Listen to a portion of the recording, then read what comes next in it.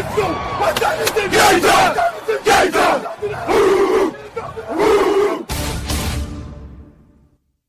to be a football game tonight now. No doubt. It's going to be a football game here. Okay. I done been here before. All right, let's go, baby. Play clock at 5. Pass is intercepted at the goal line by Malcolm Butler. Unreal.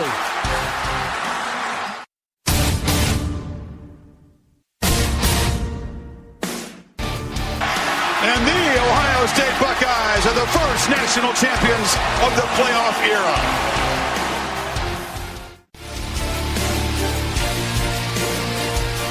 Ladies and gentlemen, football to football. Your host, Sean Garmer, Gary Vaughn, and Randy Isbell. All right, it's another football to football. And yes, I know hasn't been very long since you heard us last, probably, but hey, at least we're here on the night we're supposed to be this time. So, either way, we'll be doing a post game for the Titans and Jaguars Thursday night football game here in just a little bit, and we'll also, of course, be doing our Week 11 preview, talking about those big college football games, and there are quite a few happening this weekend, and also, of course, ending it on what we're looking forward to the most. And of course, I'm not doing this on myself. I am your host, Sean Garn. With me today, Mr. Gary Vaughn. That guy who's still trying to figure out if he likes those Rush uniforms. It's interesting to me. And Mr. Randy Isbell.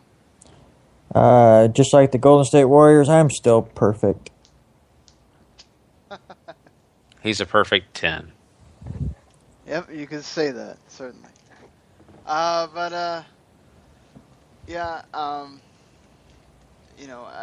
We didn't talk about this on Tuesday, and I forgot. It's my fault, but it's been a little while now, but still, we want to send out our condolences and all that stuff happening, to all the stuff that happened in France, and it is kind of scary because, we're a sports podcast, and, normally when football's not in season, this podcast kind of reverts to talking about soccer, and, those are some pretty big European soccer matches that are going on.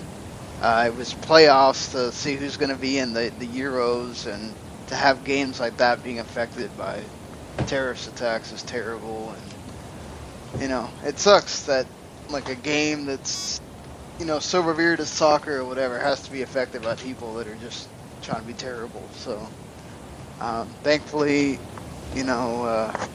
not a whole lot happened as far as what happens in the stadium and all that. And, those plans were sort of thwarted. But, Gary and I kind of talked a little bit about this when on the wrestling podcast, Randy, but with all the stuff happening in those stadiums, and just, we all go to sporting events and stuff like this, that make you think about when you go to a sporting event now, that it could happen to you, or you do just not think about it? Nah, to be honest, I mean, obviously, if you go to an event, like, right after an event like this goes down, I'm sure it goes in the back of your mind, but I don't know. I mean, to me, when I go to a sporting event, and I went to a few this summer, it's just more of a just let your mind go and enjoy the sport. And like I said, I watched a few baseball games over the summer in a few different stadiums during a road trip, and it's just a nice way to get away from things. And it really sucks that there are people in this world, and it's not just that group. I mean, there's several around the world that just take it upon themselves to, mess something like that up, and obviously, I mean, take lives and ruin others, and it's a messed up world we live in sometimes, and sometimes you forget that. Right. Yeah, I mean, I agree with what Randy's saying here too, and everybody points a finger at certain groups, especially now with what's going on. But I mean, you just take a look at school shootings, you take a look at random violence, and it's by any group, any people, any form of fashion of humanity. So, for me personally, I don't worry about it too much. It's like I'm right with Randy. When you do have something big like this happen, you do question, well, is this a good idea? Maybe I should kind of wait till it cools off a little bit or whatever. But that's just a thought. I usually don't even worry about that, especially if I already bought a big ticket. But also I want to say this too is, when you're going to these events and you see a lot of different security measures taking place, I think your mind's going to be at ease because the NFL you saw it on Sunday. They boosted their security way up. And in fact, from what I'm hearing, they had double perimeters. They had one perimeter, people to go through checkpoints, and then they had a second checkpoint for people to go through. So I think people will feel safe.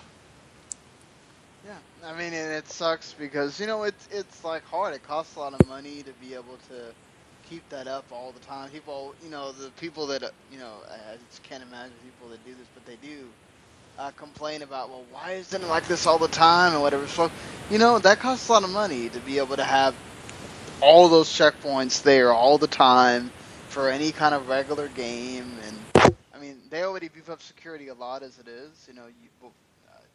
Used to you'd go to games as a kid and it'd be nothing. It'd just be people patting you down and that's it, right? Now it's a lot more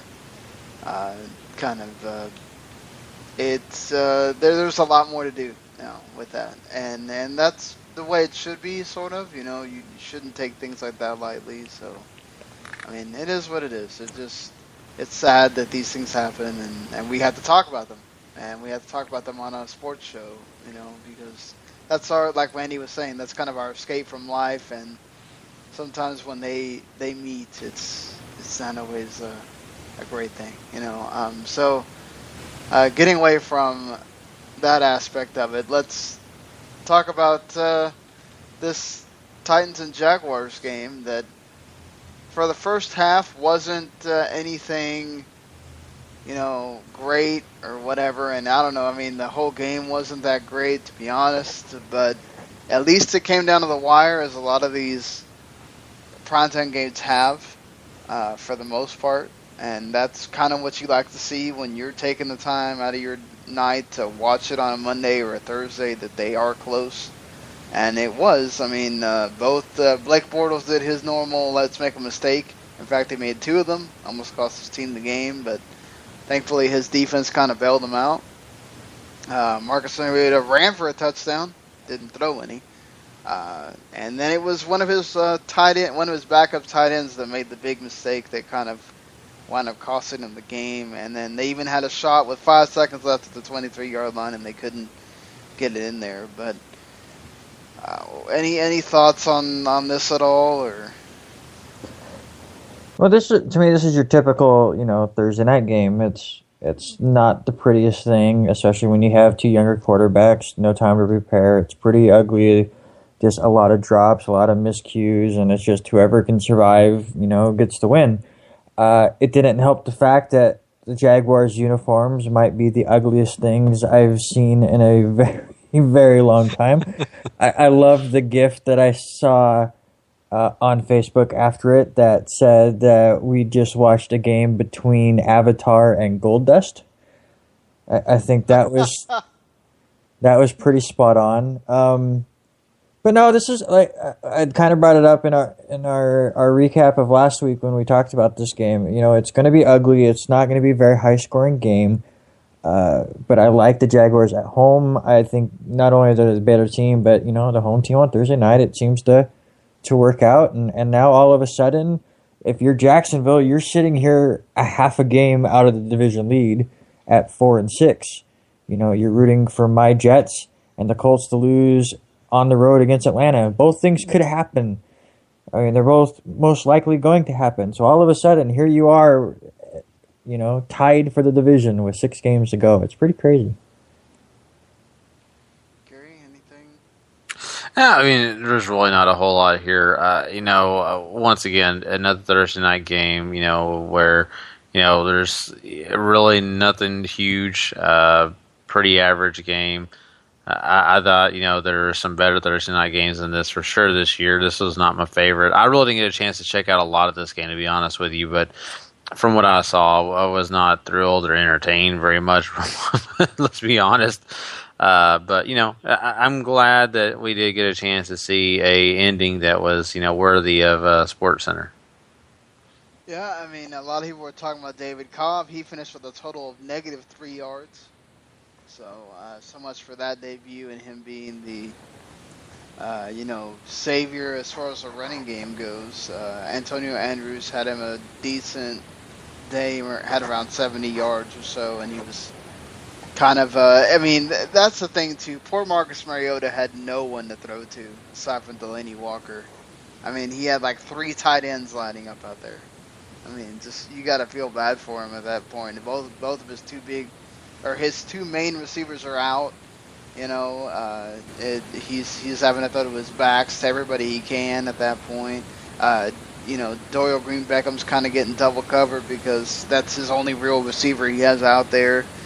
I think he also had a drop that would have been big, if I'm not mistaken. It took a while for the 2 Allens to get involved, but Allen Robinson made himself some big catches in this game that I thought was kind of he was really the hero of the as far as the passing game goes. Julius Thomas, I thought the interception by Bortles, Julius Thomas didn't try enough to actually get over there and maybe at least knock it out of his way.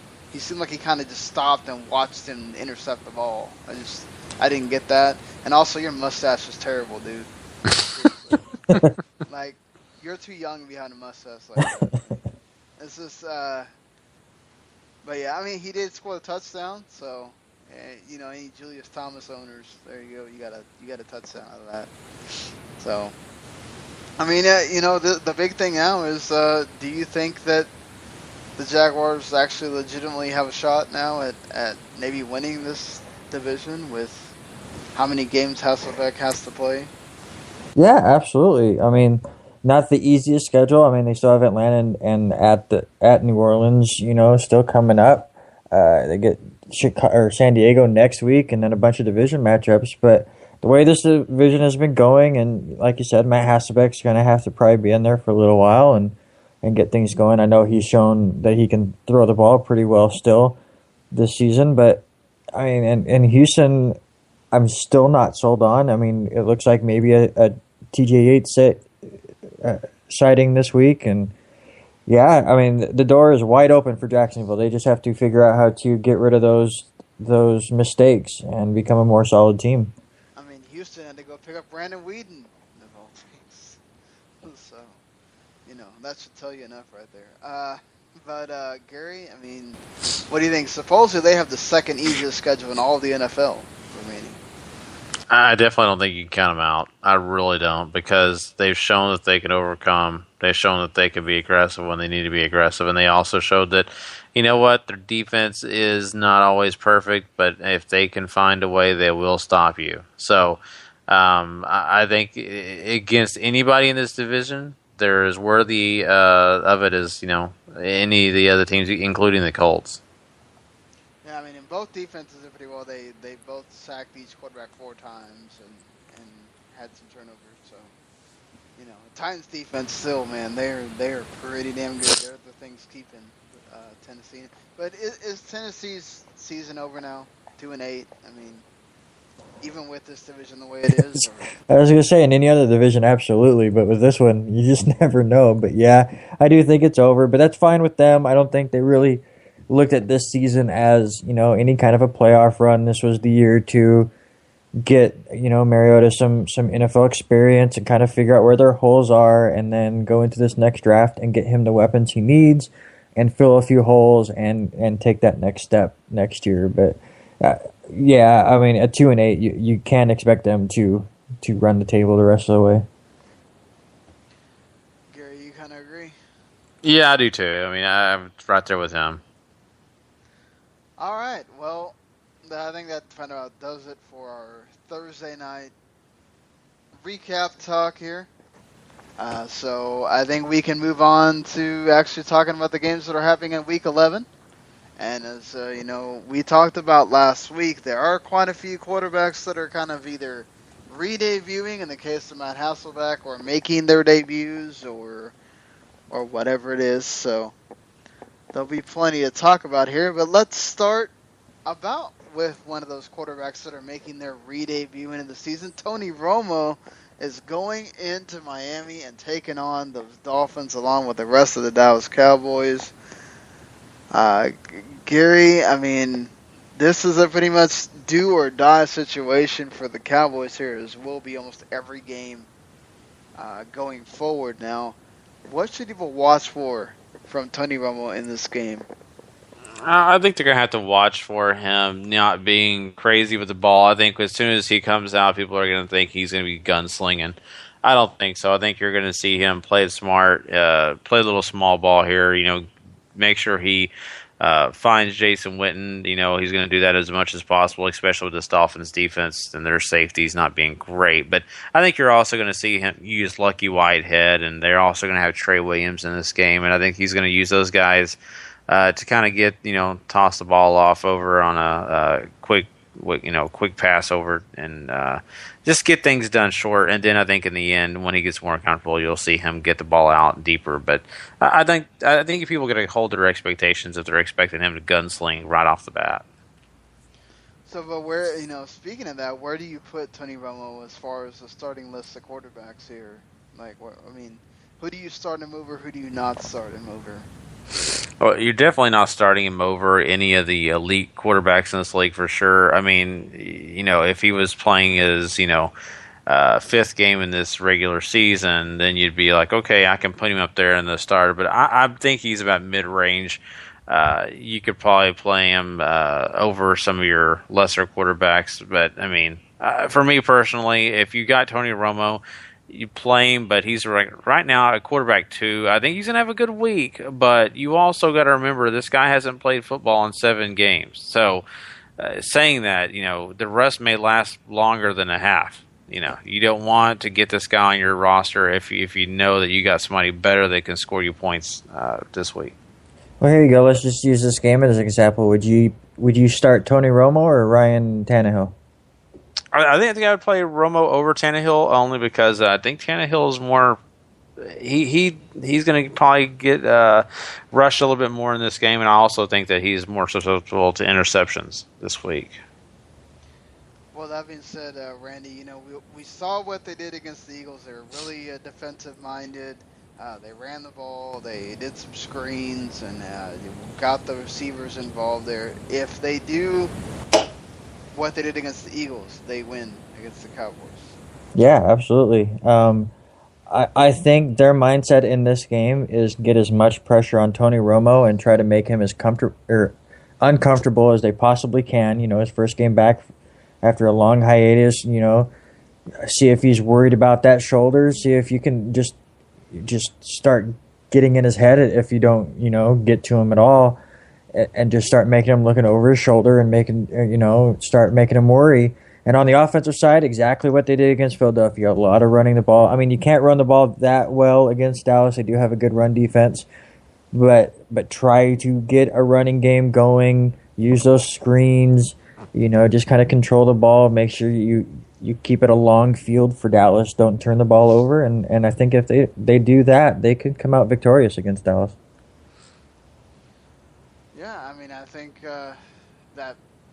that's pretty much the blueprint. I don't know that you can get any better. Romo's going to be better than Bradford and Sanchez about moving away from that rush. But it's, if that offensive line, which hasn't been the great offensive line that everybody's been touting at the beginning of the season, it doesn't block for Romo, it could be a long day. But let's go ahead and do this. It's in Miami. Let's make that prediction. Sorry, guys, I can't go with Dallas here. I know if there's any chance to make the playoffs, they have to win this game. But give me Miami at home. I'm going to take Dallas just because I'm just going to take them until they finally win one. Miami at home is not a home field advantage. I'm sorry. They've been bad at home this year. Dallas. I want to say this. Sean just said home. They haven't been at home that much this year. Go check out SeatGeek. See how much those tickets cost. That's probably the most expensive ticket in the NFL this week. It's ridiculous. $200 for Exactly. bad seats. Yeah, it's terrible. I was thinking about going. I was like, nope, not paying that much. I could have paid for a better seat for WrestleMania than watching that. I'll just watch it at home. Thank you. But let's move on now to some other games here on the schedule. Namely, let's stay. Well, we don't stay in Florida, but let's stay with a Florida team, Tampa Bay. The Bucks taking on the Philadelphia Eagles. They got the Cowboys last week. They get the Eagles this week. Gary, can Tampa Bay, who have the longest streak in the NFL of not winning consecutive games back-to-back, can they make it 2 out of 3 against the NFCs? You know, I don't discount it. I know people are going to say you're crazy, but I mean, I really can't discount it. I've seen some decent things out of this team. I've seen them be able to, stop offenses at times, and I really feel like that they've got a defense that's not great, definitely not a wonderful defense, but they do have some firepower. They were able to definitely rush the Dallas Cowboys last week. We saw that for sure, and we see them get after some other teams. I mean, they took the New York Giants down to the wire. I mean, and a lot of people hold the New York Giants up there to a certain extent. So I'm looking at this and I'm saying to myself, this team could beat any of these NFC East teams, really, to be honest with you, because most teams in this whole league can, though. I don't know. I think they have a shot. I think you're thinking about the Redskins that they took to the wire. Are you sure? Didn't they? The Giants? Did the Giants whip them? I remember the Giants game. We were sitting there. The Giants haven't played them yet. Are you sure? Because me and you were sitting there talking about, man, what did Tampa Bay do? They just... No, they played the Giants. It was close till the end, and then that late touchdown. Yeah, no, that's right. I'm done. Yeah, that's okay. No, so they would be 2-4 against the NFC. I don't know why I couldn't think. I thought they hadn't. For some reason, I had a brain fart. It's okay. No, I just remember very distinctly us talking about that. Yeah, no, because that was the week before the Cowboys. Mm-hmm. This is their third NFC East team in a row here. But Randy, you're very familiar with the quarterback, or the person who's going to be the quarterback for the Eagles this week, Mr. Mark Sanchez. What does he bring different from Sam Bradford? Namely, his mobility. I think he can move around the pocket a lot better than Sam Bradford, and actually can run with the ball a lot better than I think a lot of people think about when you think of Sanchez. You don't really think of him escaping the pocket and running. I'm not talking like he has crazy speed, but he knows if he sees a hole, he's going to go out and get his 8, 9, 10 yards. And I think that's something Tampa Bay has to worry about. You have to make sure you contain Sanchez, which is something you never had to worry about with Sam Bradford. Yes, Sanchez is going to make his mistake or two. He's just prone to do that. But I think him being able to buy a little bit more time is going to allow his receivers to get a little open. So I actually like the Eagles receivers in this matchup if you're looking fantasy-wise. That being said, Gary, I have a feeling like, the running backs have been the most consistent thing about both these teams for a number of weeks. Are they the biggest starts in this game? You know what? I think I'm kind of with Randy on the receiving core of the new the Philadelphia. I really feel like Philadelphia's receivers have a great opportunity this week, especially with a guy like Sanchez. Yes, Sanchez has been on the bench, but this guy, did pretty well for himself last year and had a pretty good rapport with the receivers, and I don't think he's lost that. So I think really the running game will be okay. I think that really, though, I'm looking more on the passing game. I think even Jameis Winston can have some success here because we've known that the Eagles have not exactly been stopping everybody when it comes to the pass. Well, the running game, I'm not sold that it's going to be the better of the two. Well, who do we have winning here? Listen, Tampa Bay's improving. They've won 3 of their last 5 games, which is better than their previous 3 wins, which took them 23 games to reach. But I don't see them going into Philadelphia, even with Mark Sanchez, and winning. So give me Philadelphia. I got Philadelphia here too. I think that Tampa can keep a close game with them. I don't think the Eagles are going to run away with it right away, if they do run away with it at all. But I still see them edging out the Tampa Bay Bucks.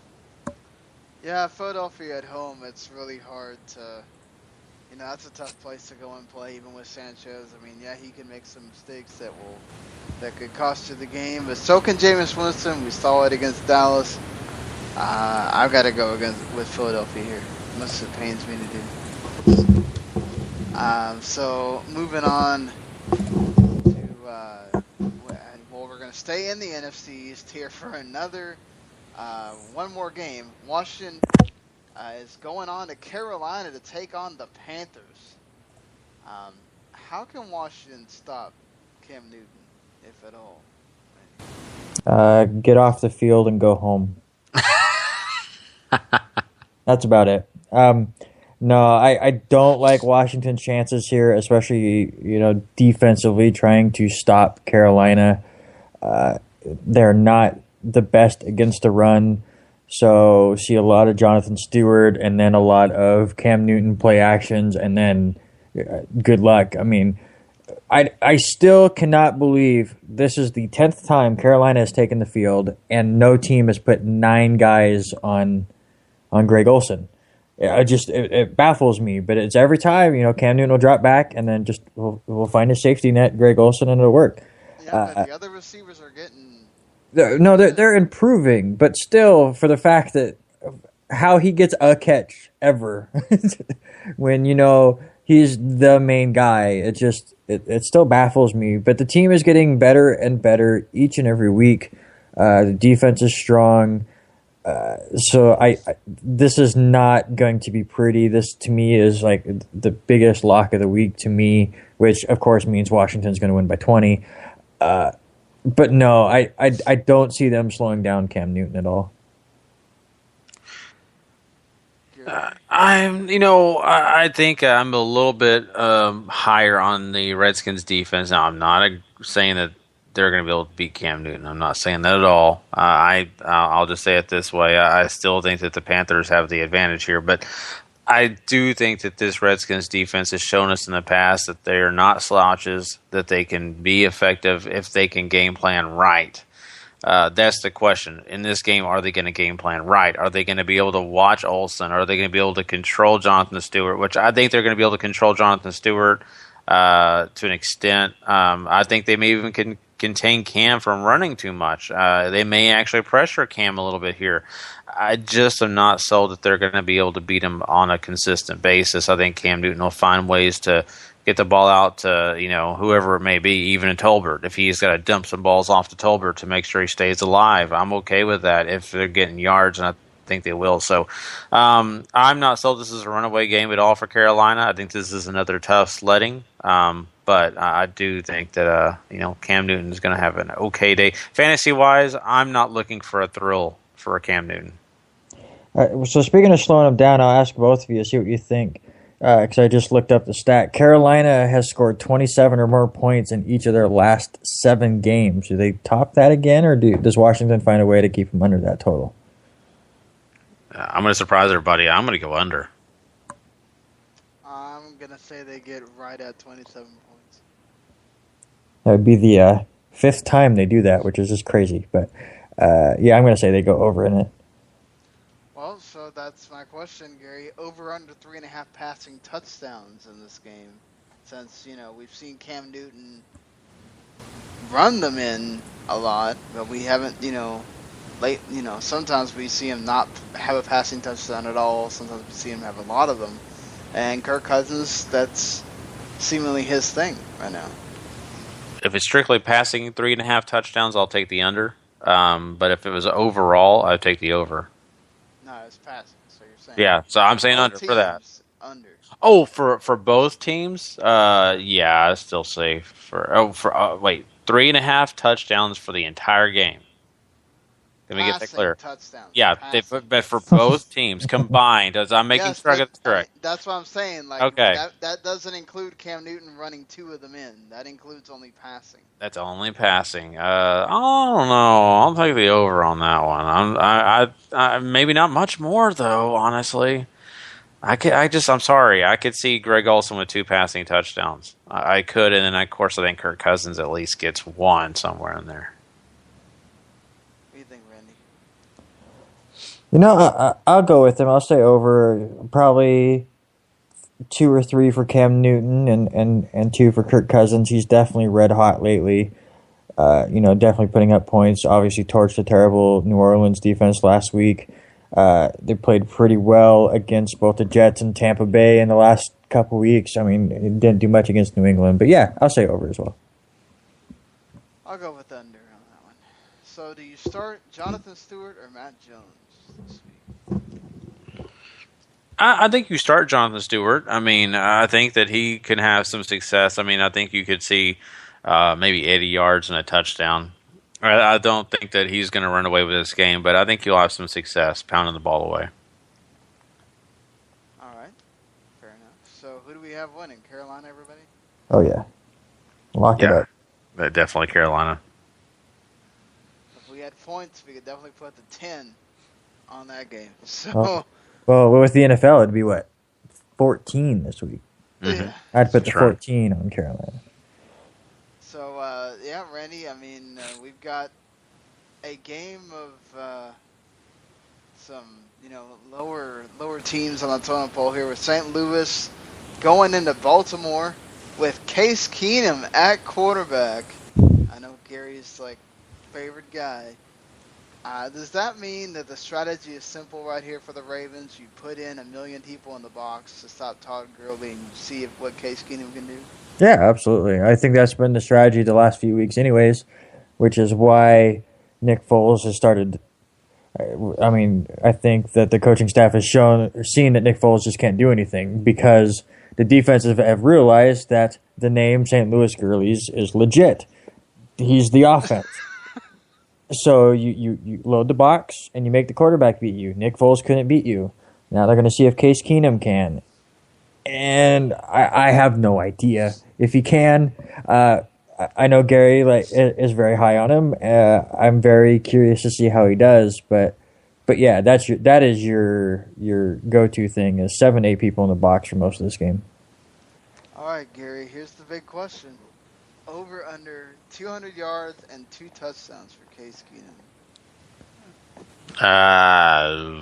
I wouldn't say over 200 yards. I think that's where I'll go under. I think this kid's going to do okay, but I think they're going to try to keep him more balanced. I think he's going to try to play smart because if he goes over 200, you're going to add some interceptions to that. This is his first game in. He's getting used to everybody, but I think you get the 2 touchdowns for sure. I would say $175, maybe $150, and 2 touchdowns. But they're going to have to depend on Gurley somewhere in this, even if they do load the box. Gurley's got to make things happen for them to win this game. So that's where I'm at with Case Keenum, though. I'm surprised Gary's not telling me he's going to get 400 yards. And Oh, well, we know Joe Montana took a while to ramp up to that. Come on. Just saying, you can't just do it day one. Hey, you never know. If you're that great, you could. Well, I mean, the Ravens' defense is that bad. You could. I'll say this way real quick. You said load up the box. That works to me in Case Keenum's favor because their secondary is not anything to be scared of, really. So. Yep. And is there anyone that you start on the Ravens besides Joe Flacco, maybe? Gary? Really, you start with Flacco. I still, people are not high on Crockett Gilmore, but I still say you got to take the risk because he's one of the go-to guys for Flacco. Aiken, I'm not very high on this week at all. I just don't think it's there. So yeah, I agree. I think you're taking a risk with Gilmore, but I would be willing to take it. But yeah, Flacco's pretty much the only guy that you can really depend on, probably, and that's. You think the Rams shut down Forsett then? Yeah, I do. I'm me. I'm very high on the Rams defense, and I feel like they can actually stop him. They may not be able to stop Langford in the passing game, but I don't think they're going to have to worry too much. I think they'll be okay against Forsett. All right. Well, who do you have? I'm going with the St. Louis Rams. Case Keenum gets his first victory. I'm going to say the Rams too. Yeah, me too. I'm hesitant a little bit, but when you're Baltimore and your only win in your last 5 is against San Diego, which is the only team that finds a way to lose better than you, I just can't go for you. Baltimore just is one of the best in the league history of just finding weird ways to lose games. So give me St. Louis. All right, so we move on to another matchup where there's a new quarterback in town, and an old quarterback will be at home facing a former team. Not the first matchup we're going to be having like that this week. Jay Cutler, Randy, is quietly having a very good season.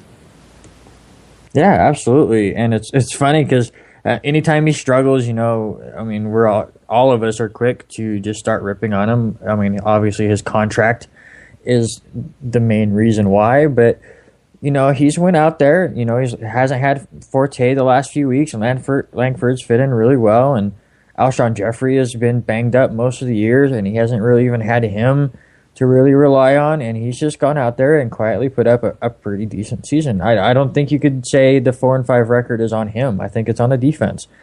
I think if he was on most any other team, they'd have a winning record. So absolutely, I mean, Jay Cutler is definitely turning some heads and has shown that he is the right person to be their quarterback now. All right, well, Gary, true or false, Brock Osweiler will be the reason the Broncos win or lose this game. So you're either praising him if they win or you're blaming him if they lose. I'm going true on that. I really feel that, people really point at the quarterback no matter what, but I think in this game he is going to be the difference between them winning this game, because I don't think you can depend on that Denver running game. Or you won't be on the defense not doing what they normally do, nothing like that. I'm not really concerned about the defense. I think if anything happens here, I think it's going to be did he throw 2 interceptions? Did he, not, have a good game passing wise? What depends on that. Decision making is going to be huge in this one. All right, fair enough. Anything on that front, Randy? Or you're on the same page with Gary here? I hate to put it on him like that, but I'm kind of in the same boat as Gary. I do think the defense plays pretty well. They may give up more points than we're used to from them just because Chicago is red hot. But I do think it's either Brock Osweiler goes out there and puts up a pretty good game and they win, or he makes a big mistake and costs them the game. Do you start Zach Miller over anybody, Gary? Zach Miller has done a great job, and he's been performing at a high level, but am I going to start him over Antonio Gates? Probably not.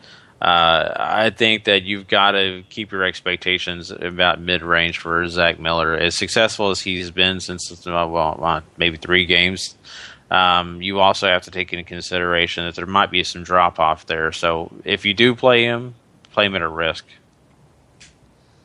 All right, so who's winning this game? Bears for everybody, or I'm going Denver on this one. I think they're going to pull out a victory. A stat I just saw in a quick trivia for both of you. I just want to see what you guys guess. Brock Osweiler has 305 career passing yards. The man he's replacing, Peyton Manning, has thrown for at least 305 yards in a game.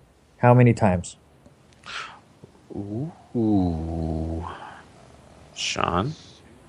I'm going to say 40. 40, that's a good number. I'll say 45. 93 times. What? Woo! But no, give me the Bears. They're hotter. Denver's struggling even with Peyton. I don't think Osweiler does that much difference, so give me Chicago. Yeah, I'm going to say Chicago, too. I think they've got... It's going to be rough against the Denver defense because they know they're going to have to do a lot more than even when they're with Peyton. Maybe not. Maybe Osweiler does a lot better. I was mistaken on Tuesday. The comparison that I heard was not Kirk Cousins, it's Matt Schaub. And at one point, Matt Schaub was actually pretty good. It wasn't bad all the time. We just remember those years where he was really terrible, but which wouldn't be too bad for him. But I think that the Bears defense seems to have figured something out, and I'm not saying they're all of a sudden world beaters or anything, but they'll be okay enough. They're going to be pouncing on anything that they can. I think they'll get some turnovers. That is going to make it hard for Denver to try to repeat the same thing. Now we know Jay Cutler likes to throw some interceptions here and there too, but this is what's going to be interesting of who can the Broncos lock away. Are they locking away? We saw last week the Rams kind of took Jeffrey away, and then you had Zach Miller and Jeremy Langford go crazy. So do you do the same thing this week if you're the Broncos, and does that same thing happen? Who knows? But I'm still going to say the Bears for this one. So moving it along, again, we have Randy's Jets. I think that's the inverse. They're in Houston for this one. Yes, it's in Houston. What is Houston's strategy for this game, knowing you have TJ Yates? What are you trying to focus on there, Gary? If you're Yates and you're trying to win this game, you're really trying to figure out, what can you do to, make sure you're not putting the ball in harm's way, because this entire defense is dangerous. Not only are those cornerbacks scary, but you've got to watch out for all the safeties, and of course those linebackers are not absent from taking takeaways. So I think what you're looking at is trying to make some smart decisions, maybe find the guys closest to you and not so much deep. I think he had some success last week going deep, but I just don't think this week it's going to be right there for him. Hopkins is kind of, I think doesn't he have an injury, if I'm not wrong? Isn't he kind of hampered? Yeah. I heard that he had a slight problem in practice, so that hurts you immediately. So you're looking for your tight end, you're looking for your running backs, and then maybe you look in other places. But I think this is a difficult game for him. I just don't see a whole lot of success. He'll be on Revis Island, and that's going to be rough. Yeah, exactly. And even healthy, you may not be looking his way. So this, to me, for a quarterback, this is a challenge. And it's a challenge that you've got to find ways during the game to see what you can get away with. And so I can't really say that I have the perfect answer for him. But, hopefully he does play it smart. Well, that being said, Randy, we saw what the Texans defense did against Andy Dalton and the Bengals. And we know what the Jets can do. Over under 3.5 sacks for both teams' defenses. It's not even just what they did against the Bengals. It's what they did against Tennessee the week before. Crazy stat I saw while looking at research for this. The Texans haven't given up a touchdown in 10 straight quarters. So they are red hot right now, which is huge for them, trying to win their division.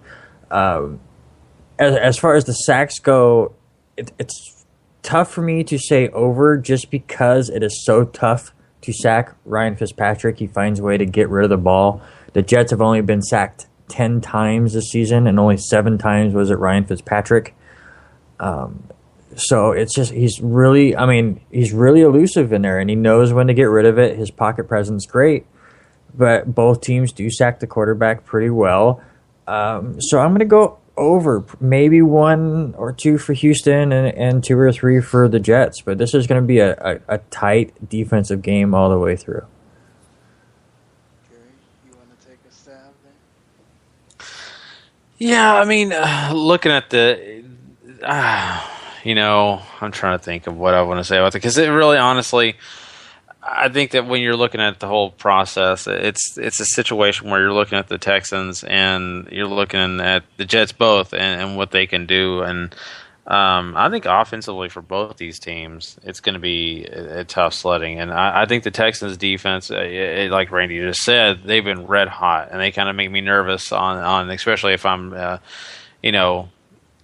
Fitzpatrick, and I'm trying to, make sure that I'm making the right decisions too, because he just got off surgery and he's trying to make sure he's not getting hit a whole lot too. I think both these quarterbacks are going to be in danger quite a bit during this game. Well, do you think the Texans will put on a start-worthy performance? I think so. I think it kind of goes back to what I was saying, because I feel like that they're still going to be able to rush Fitzpatrick, and I think vice versa. I feel like the Jets are going to be able to rush Yates. So I'm really curious to see if this is going to be a defensive game or if it's going to end up being more of an offensive game. Right now, thinking about it, it's going to be defensive, but usually what happens, that means they're going to score 27 apiece, with something 30 points. You never know. So, yes, I do think that you could start the Houston Texans this week and feel pretty comfortable you could get some extra points on your board because maybe you get a interception or fumble for a touchdown. Both teams are going to be, put in that situation. So, who do we have winning here? Especially because it's TJ Yates, give me the Jets on the road. That's exactly why I'm choosing the Jets as well. It's Yates, and I just don't know if I'm sold that he's going to be ready for this game. Yeah, give me the Jets too. So an interesting matchup here: Oakland Raiders and the Detroit Lions. Would you expect a shootout here with these two offenses? Oh man. Yeah, I kind of do, especially when you get it in Ford Field, and usually the game plays a little bit faster there. I could definitely see a shootout. I think Derek Carr has a great game. I think Amari Cooper has a great game. It's just whether Stafford can keep up or not. I believe Oakland will probably put up more than 30 points, and it's just whether Detroit's offense shows up or not. So yeah, I'll say it's more likely to be a shootout than a defensive struggle. Gary, what is more likely, Calvin Johnson getting a TD and going over 100 yards, or Amari Cooper? I'm going to give it to Amari Cooper. This kid has played out of his mind at times, and I think that he's got the ability in this game to do just that. Calvin Johnson, as great as he is, he hasn't exactly been Calvin Johnson this year, so for me, it is Cooper. Randy, you go the same way? Yeah, I'm going Cooper as well.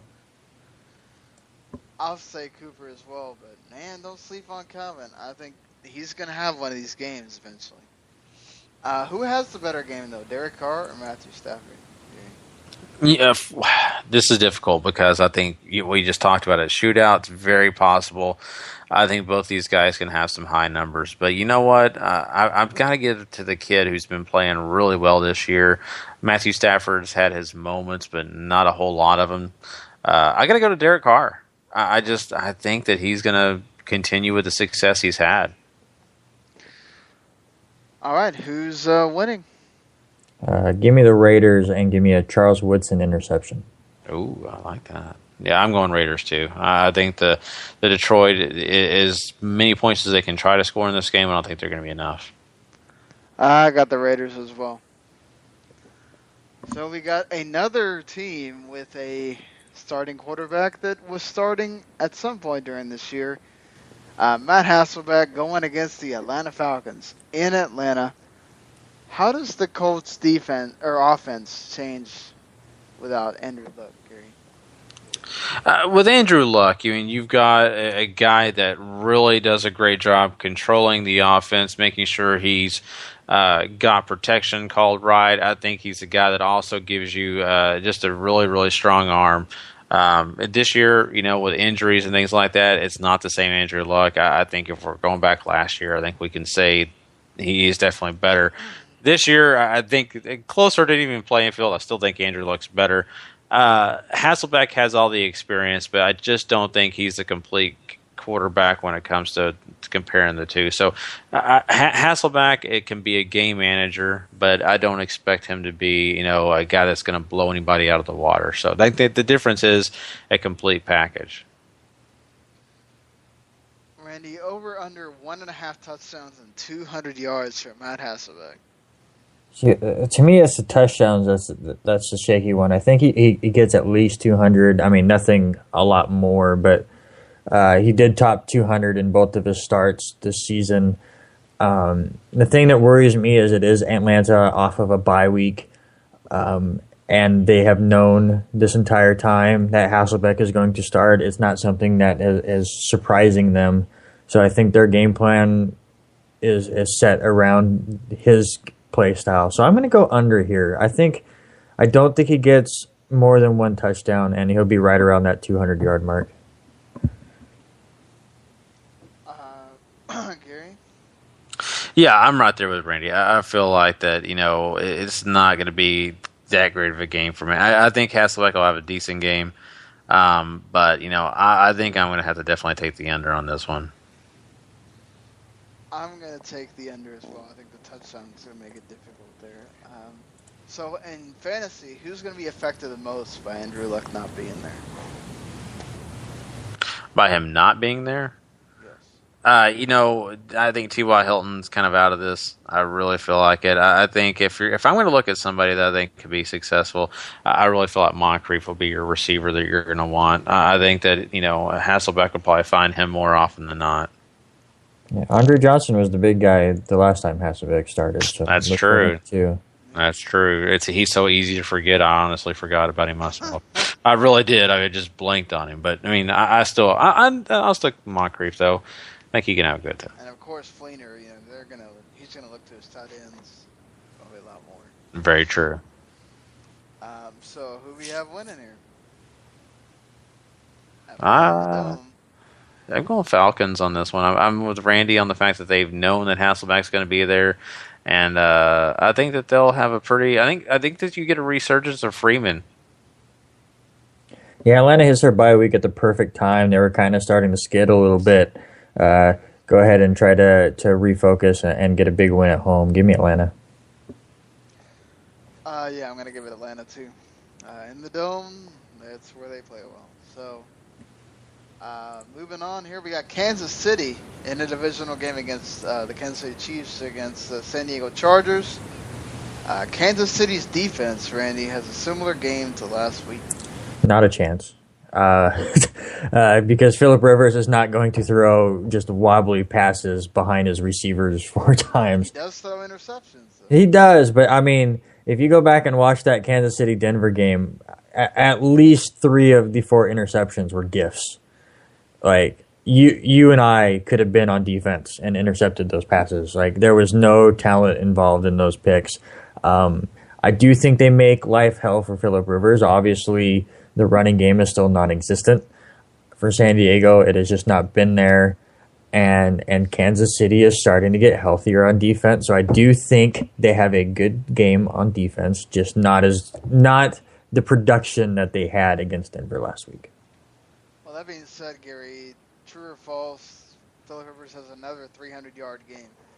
I'm going true on this. I think that Kansas City, we've seen them struggle earlier this year, and then we've seen them play a little bit better. But I still think that Phillip Rivers is going to find a way to make sure that these guys suffer a little bit. So I feel like, yeah, it's true.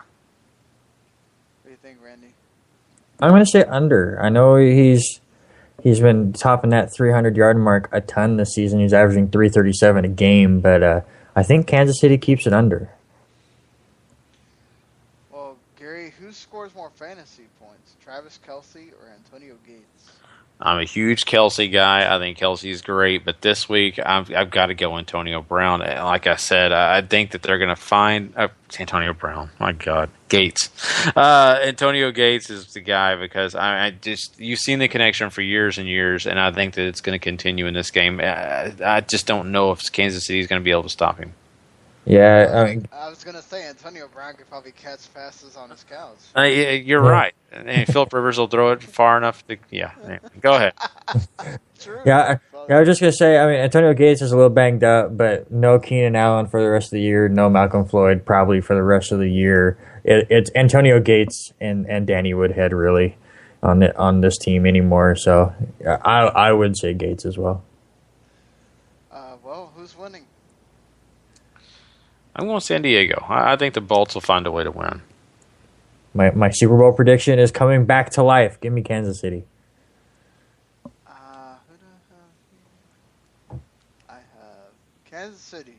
So Kansas City it is.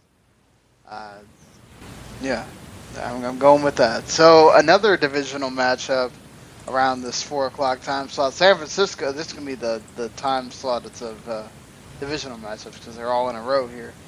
San Francisco going to Seattle this time on a Sunday afternoon. This is another easy win for Seattle, just like it was on the Thursday night game. It better be.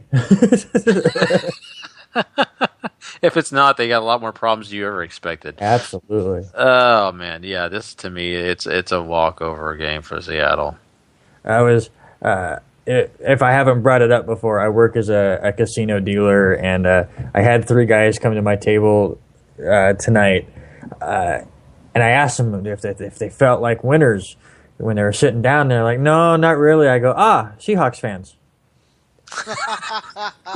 And one of them started flipping me shit. He's like, "Really? I mean, you really think we're a bad team?" He's like, "We're gonna turn it around." I go, "Well, you better win on Sunday then."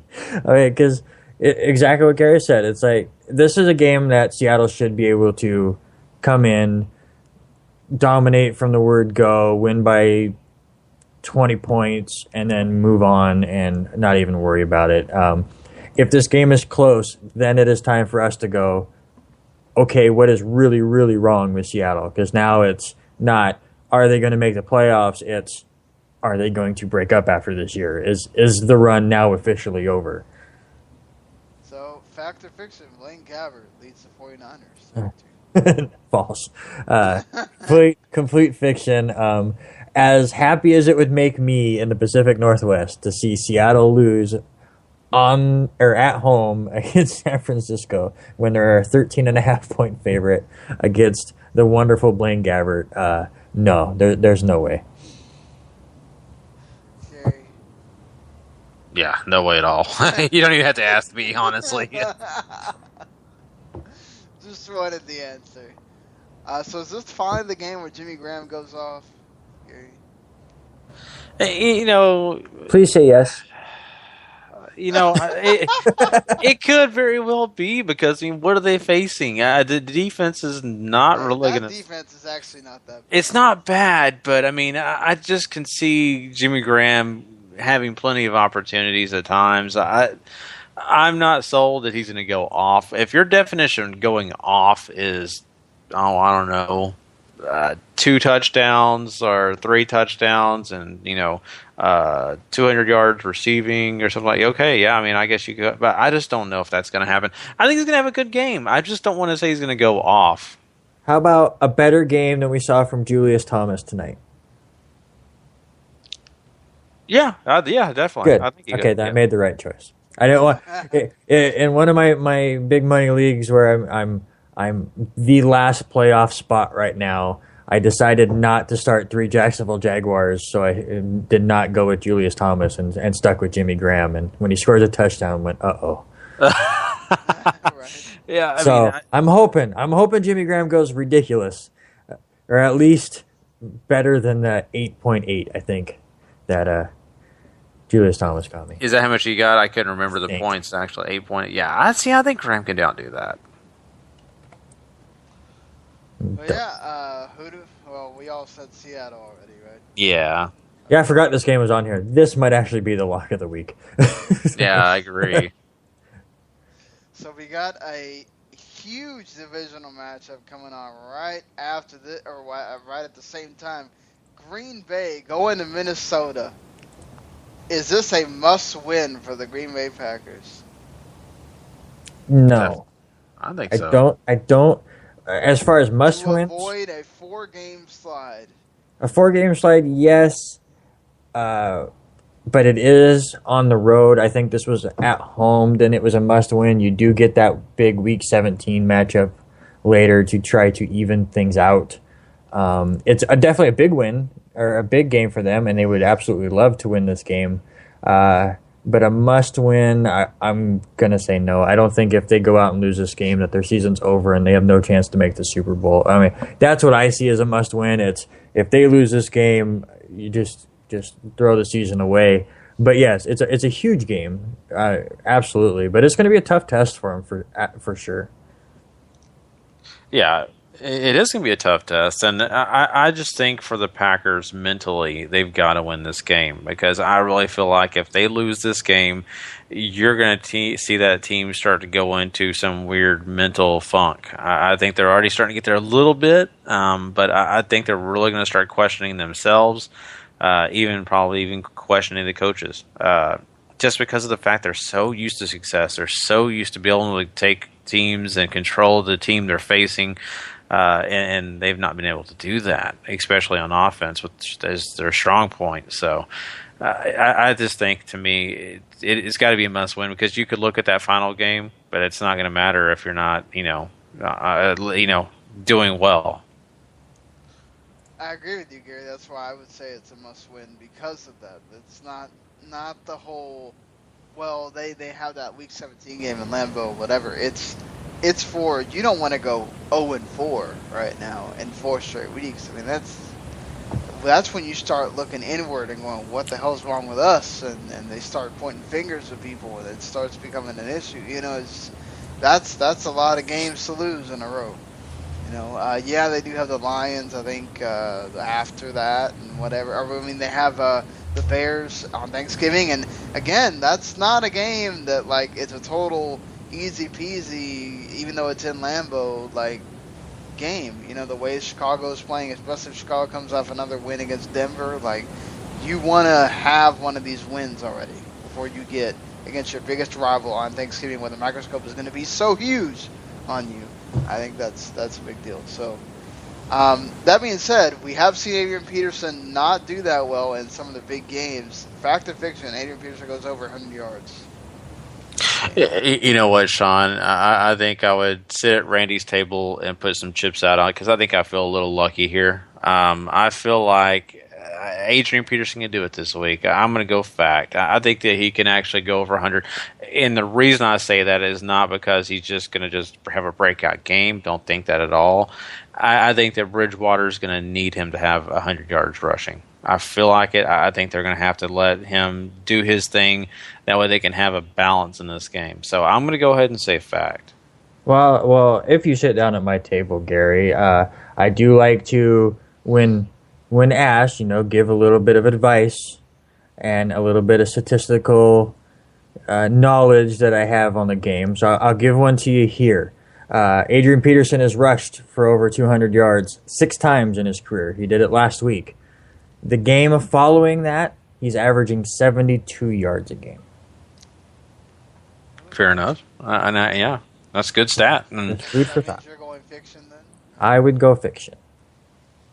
Fair enough. I'm going to go with that stat too, with fiction. So, but can you trust anyone on the Packers right now besides Aaron Rodgers, Gary, in fantasy? I think the other guy, if I'm going to pick anybody else off this roster, and I just don't think you can trust Starks this week. I think Devontae Adams, he just seems to be the guy that Aaron Rodgers constantly targets and looks at. I think he's the only other guy that I would say for sure you're going to want to start. How come I knew you were going to say Devontae Adams? It's the proof in the pudding, man. He loves this kid. I was sitting here in my head trying to get my Gary impression down so I could say Eddie Lacy in his voice, just Eddie Lacy. I'm not an Eddie Lacy fan. I didn't want to say it, but I wanted to sound like Gary was giving out that advice, but I don't have his voice down yet. Keep working on it. You'll get it. Gary's good at doing impressions, so he can make you, do it in other different voices that aren't his. Prediction time. I have the Vikings on this one. I think the Packers are going to go down again. Listen, the Packers have not lost back-to-back divisional matchups since 2005. I think Adrian Peterson struggles a little bit. It sounds like Aaron Rodgers looked a lot better in practice yesterday after taking Wednesday off. Not a must-win, but it's a big one. I think Aaron Rodgers steps up. Give me Green Bay on the road in a field goal or less difference in the score. Even if my prediction's right and Adrian Peterson gets his 7th 100-yard game, I still got to go with Green Bay. I feel like they think this is important. I know Aaron Rodgers knows it's important, and I'm going to go with them on this one. But if we were doing college rankings, this would definitely be a 1 or 2 for me this week. Well, I mean, this is important for Minnesota, too. They don't want to go into that game in Lambeau having to win that game. Mm-hmm. But speaking of, another must-win, or well, it's not a must-win at all, but another big game, Sunday Night Football. Cincinnati Bengals. This has been a flex game. This wasn't the original Sunday Night Football game here. Cincinnati Bengals going into Arizona to play the Red Hot Cardinals. Now, I've heard, different people have takes on this, and I wanted y'all's two takes on two spots where the Bengals and Cardinals are somewhat equal. Gary, who has the better wide receiver core, the Bengals or the Cardinals? Oh, that is a really tough question, to be honest with you. I don't know if I can pick the right one. I like them both. I mean, AJ Green. How can you go wrong with AJ Green? How can you really go with Marvin Jones or Sanu? I mean, those guys are talented. They make things happen. You know what? I'm just going to throw this out there, and people can disagree with me or what. But I just think when you got Fitzgerald, what's his name? Brown. I forget it. John Brown. Yeah. John Brown. Trevon, both those guys can do just tremendous job. John Brown's the one I'm really looking at. And then, of course, you can't forget about Floyd. Floyd has made things happen. He's been available in the red zone. I am going to edge it over to the Cardinals, but I will say, I mean, they're pretty equal in my book. You didn't even name Tyler Eifert and all that stuff with the Bengals there. So. Oh, well, I didn't think about tight ends. I thought receiving core, I always think of receivers. I don't ever think of the tight ends. But they're... well, that makes. I mean, Gresham's not too bad over there on the Cardinals side either. You know what? It really makes me think, and now I have to edge it over. If we're adding the tight end in, I've got to go with the Cincinnati because of Eifert. I mean, Eifert's just too good. Gresham's all right, but I mean, Eifert to me gives you a double boost. Randy, what do you think? Yeah, I'm going almost all in with the Cardinals receivers. Obviously, you have the leadership of Fitzgerald. Like you said, Michael Floyd, especially in the last few weeks, has been absolutely red hot. John Brown hurt last week, but he's a ridiculous playmaker. And Jerron Brown comes in last week, and it makes it feel like they're not even missing a Brown. He goes out and gets the job done. So when you have four legit guys that Carson Palmer can go to, and then, I mean, if you want to just get away from the receiver core and you have Ellington in the backfield that can break it away with anything of a dump pass, I like the weapons of Arizona a bit better than Cincinnati. I was going to say Arizona too, and then not to mention you have all three of those tight ends work with Palmer. Whereas you see he kind of, Dalton sort of only throws to Eifert on the tight end front mostly. Like, we've seen all three of those tight ends get touchdowns for Arizona, and then you throw in the wide receivers, and that's a plethora of things going on there. So I'm going to go Arizona on that front. But on the other end, which is the better defense, Arizona's versus Bengals? I think I'm going Arizona still. I like Arizona's defense a ton. I mean, everything about them. I love, the way they rush and keep at it. I mean, they're they run stoppers. I mean, everything about a defense is what the Cardinals have. Cincinnati has a pretty good defense as well, but I could see weaknesses here and there, and they've overcome them. But for me, the Cardinals are more solid. Yeah, give me Arizona too. I mean, just everything he said is spot on. I think Cincinnati creates more pressure. They sack the quarterback a bit more, but just all around, Arizona just has, I think, the better defense here. Yeah, I think Arizona wins that fight. So who has the better game, though, Carson Palmer or Andy Dalton? For me, it's Palmer. Andy Dalton, we've seen him have a better year this year, but like you pointed out, Sean, he's got so many weapons, even these tight ends. Every one of his tight ends he's used. He's gotten the ball in the end zone. I think I trust Palmer more than I do Andy Dalton in this game. All right. Prediction time. Give me Arizona at home. Yeah, I got to go Arizona too. I mean, I've been rooting for Cincinnati. I want to see them do well, but I just don't think this is the game. Arizona at home is really rough to go against. Arizona. So we got Monday Night Football, another divisional matchup. Buffalo Bills traveling to Gillette Stadium. And the New England Patriots.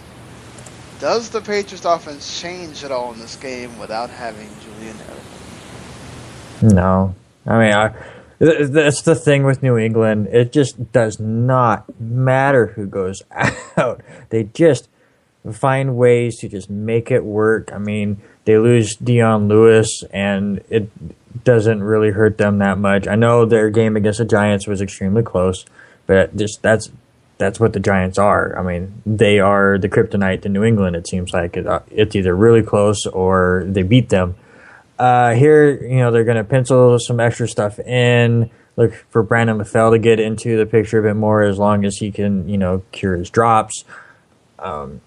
And a lot of Gronk and a lot of Blount in the backfield and Tom Brady just being Tom Brady. And then Buffalo's defense is great, but I don't think it changes anything that the Patriots game plan for.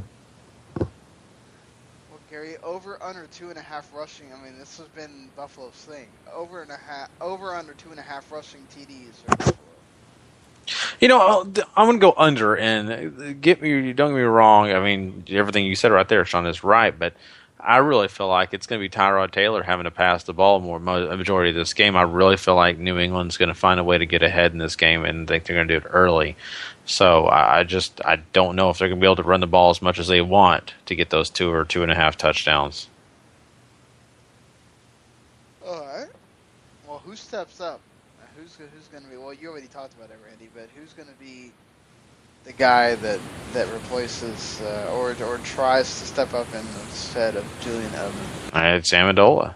It's got to be Amendola. I mean, everybody, you hear the cliche in every NFL locker room, next man up. But let's be honest, the only real team we know that really works with is the New England Patriots.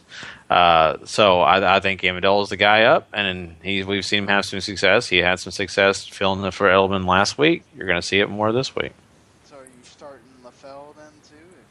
I think LaFell's great too. I mean, LaFell's going to be there. He definitely picked his game up too last week. So I think both those players are great. I every time I think of Julian Edelman, I think of Amendola as being of like skill set. So that's why I always say Amendola. But yes, definitely, if you want another receiver out there that you want to pick up, hey, LaFell could be a good pickup. All right. Prediction time. Is this the week that New England loses the undefeated streak? No. Yeah, I'm right there with Randy. It's not going to happen this week. Nope, not happening this week either. All right, that does it. That's our Week 11 preview. Let's get on to talking about the college football games happening this week. Oh, boy, do we have some good ones this week. Saturday is going to be fun. So let's get right into it. College pick'ems for this week. How about, and we talked about it right before the podcast went on as I was messing around with my confidence picks, and I'm sure I will mess around with them some more. I just want to put them all at a 2 because I have no idea. All these matchups either are between two amazing teams fighting it out for either conference titles or try to get to the playoffs, or it's a better team on the road, which is always tough in college football. So let's get right to it. Number 21, Memphis at Temple, both teams with tough losses last week. But give me Temple at home. They still have a shot to win this conference. I have it as a 3 for now, but who knows? Sean? I have it as an 8, and I'm going to say Memphis. Yeah, I was looking at this game and trying to figure out as well, but I feel like I got to go with Temple. All right, how about number 12, Michigan at Penn State? I still think Michigan is really going on all cylinders. They struggled a little bit last week, but still got the win. Give me them on the road at an 8. I have them as my 10, Michigan over Penn State. Yeah, I feel pretty confident. I mean, I think I'd put them at a 10 as well, Michigan. How about this Pac-12 that just drives me nuts? UCLA at number 13, Utah. Gary, does UCLA come up with an upset here? Ooh, that's a difficult one. And I looked at this and I kind of thought about it myself, and I think I still have to go with Utah here. I would love to say UCLA, but UCLA's had some issues. I have this as my 2. I'm going to say Utah. I have it as my 2 as well, and it's because it is the Pac-12, and they have just not figured out that they have to have one dominant team. So give me UCLA on the road because they're the unranked team here. It just seems to be the way it goes in the Pac-12 these days. Louisville at Pittsburgh. I love Pittsburgh. I like the way they're playing. This is my 10. I have it as my 7. I'm going to say Pittsburgh. Oh, man. Another tough one, but yeah, I think you guys are right. I mean, I'll go Pittsburgh. Yeah, I like the way they bounce back. They lose to North Carolina. They lose to Notre Dame, 2 extremely good teams in their own right. But then they go into Duke and dominate. And I think they're not in that ranking discussion, but they're one of the top 40 teams in the country, which right now is quite the separation. Which doesn't matter because every team makes a bowl. But how about number 20 Northwestern at number 25 Wisconsin? This might move up a little bit higher in my ranks as the next couple of days go on, but I have it as a 5 right now. But give me Wisconsin. I have Wisconsin as my 5 as well. Yep, Wisconsin. All right, Sean. Here, go ahead and talk about your Arkansas team. They're at home against Mississippi State. They've been driving you nuts for a while. Then they go out and completely blow out LSU. Is this a letdown game for Arkansas? I don't think so. I think they're starting to catch their stride here. It's in Fayetteville, so they have the advantage there. The house is going to be rocking. I think they win. I have it as my 9. Gary? You know what? I've followed Razorbacks for a little while because not only Sean, but I have other friends that are Razorback fans. Give me the Razorbacks.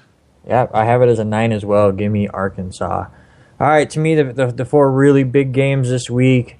Number 24 USC at number 23 Oregon. If I could pick a tie, I would. But give me Oregon at home. I think they're starting to get things figured out. They had the injuries early on in the year. But the offense has started to figure stuff out. They get the big win at Stanford last week. So give me Oregon at home. Yeah, I have it as my 6. I'm going to go with Oregon, too. Yeah, I think Oregon is kind of doing a little bit better than they were. I think they feel more confident. I got to go with Oregon. And then the 3 games that have huge playoff implications. How about number 10 Baylor at number 6 Oklahoma State? Gary, does Oklahoma State stay undefeated? I think so. I think Baylor's kind of seen that they're going to have some issues here or there. I don't know that they can overcome that big defeat last week. I'm going to go Oklahoma State. I'm going to go Oklahoma State too, but I have it as my 1 because it's Baylor, and even though they have the backup quarterback right now, just who knows, that Big 12 is crazy. Yeah, absolutely. I have it as a 6 right now. I think Oklahoma State coming off that scare against Iowa State, I think really refocuses them, which I don't think they need that much focus, coming up against Baylor here. But like you said, Baylor, backup quarterback, didn't look that great against Oklahoma, so I'm taking Oklahoma State here. Number 18 TCU at number 7 Oklahoma. I love Oklahoma here. They are extremely strong. I think once it comes down to it, this is your best chance for a Big 12 team to make the playoffs. So give me Oklahoma here, and I believe it's my 7. I have it as my 4, but Oklahoma. Yeah, Oklahoma showed a lot last week to me. I got to go Oklahoma. All right, and here we go. Probably the main event. Number 9 Michigan State against undefeated number 3 Ohio State, your defending champions. Sean, is there any possible way Michigan State pulls the upset on the road? Well, Michigan State can pull the upset. I don't think it's going to happen, but they can do it. Last year, a lot of people thought that they could do it as well. I'm going to say Ohio State. I have it as my 3. Not too confident, but yeah, I think Ohio State keeps winning here. Gary? I am not as confident either. I just don't know that, Michigan State's going to pull it off in the end. I think they're going to get close, but I got to go Ohio. I really wish that Michigan State didn't blow that game at Nebraska a couple weeks ago, and we had two big undefeated teams going at it here. This is my one because I am going to say Michigan State does pull it off and they get the upset, but I have zero confidence in it at all. Well, that's it for college football as far as the pick'ems and everything. But what are you most looking forward to this weekend? Is it those college games, or is there something in the NFL that... I think it's the college slate. I think now that we're getting down to it, we only have a couple more weeks of the regular season, before the big conference championship games and stuff. And now this is the nitty gritty. This is where teams not only are trying to win games, but they're trying to impress that committee and try to figure out what they like to see and really make their point to be in that Final Four. So to me, it is definitely Saturday is what I'm looking forward to this week. I'm not far from what Randy's saying. I've been enjoying this college season. It's been a blast. I've watched it more than ever, and it's just been thoroughly fun. But, to kind of add a little flavor into this, I'll also say, I think that Green Bay-Minnesota game is one I'm circling on the calendar to watch. It's going to be really cool to get an idea of what we could be seeing getting closer to the playoffs and who's going to be leading in this division. So I think I got the game circle. Well, I'll be doing the Rabble. I don't know if it's by myself or with Brandon, but I'll be doing it one way or the other for that game, the Green Bay and Minnesota. So it should be fun to do and fun to watch because that one's going to be a lot of intensity going on between those two teams. And, of course, can't say that I'm not excited not only to watch Arkansas, but Tony Romo's coming back, Gary, and I'm not going to get all Michael Irvin go crazy, but Tony Romo's coming back. Yeah. Be fun to see what he can do. Yeah. All right, well, that does it for this week. Good to be back on the regular schedule. Speaking of regular schedule, we're going to get off our regular schedule a little bit next week. We will be fine for the Monday night, Tuesday morning review of Week 11, but for Week 12, I'm working a Thursday morning as of right now. They could change it again, so who knows? As of right this moment, I'm only working Thursday morning, and then I'm off on Friday, on Black Friday. So I don't know. I don't know what you're looking at, Randy. Are your Thursday packed, or what is that looking at for you? Other than lots of naps and football, I'm pretty open. I know, Gary, you're going to be at the in-laws, so that's going to be really difficult for you to do. I hate to have to change the day because that really affects the people listening and everything, but I think we're going to have to do it on the Friday just to kind of get out of the Thanksgiving night, give everybody the night to relax and whatever they want to do, get that tryptophan working in there and all that stuff. I think we are going to stick with the Friday night for this week. I know that really hurt us, last week when we had to do it, but hey, holidays, things change. We'll have that same problem for Christmas because Christmas is on Friday and Christmas Eve is on Thursday, so we're going to have to figure out something for that. But we'll get to that when it comes. But yeah, so look for us Monday like normal or Tuesday morning like normal, and then we won't be around until Saturday, so I know what we're going to do with those college things, but yeah. All right, well, you can check us out, WTM Network. Look at that Facebook page. You can go like it, and you'll get all the stuff that either we write or is done podcast-wise.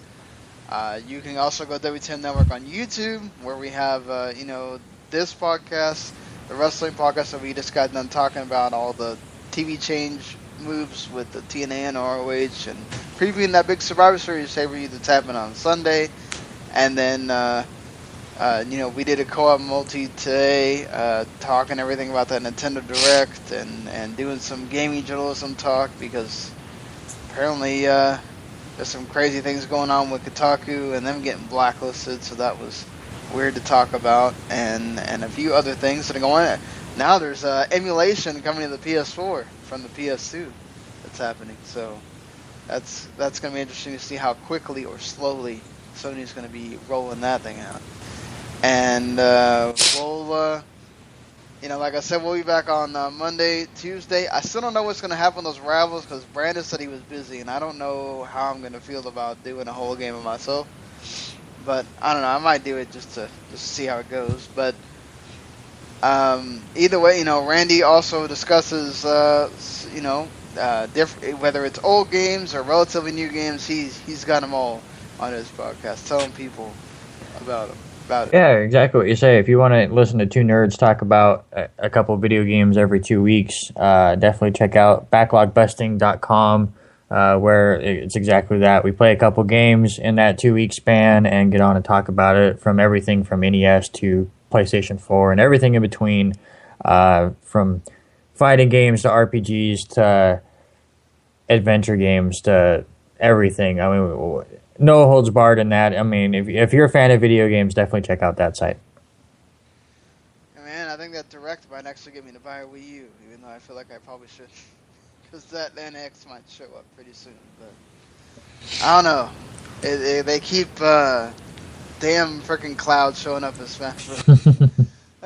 But yeah. So that does it for this set of the preview. We'll be back on Tuesday morning with a review. And until then, see you later, everybody.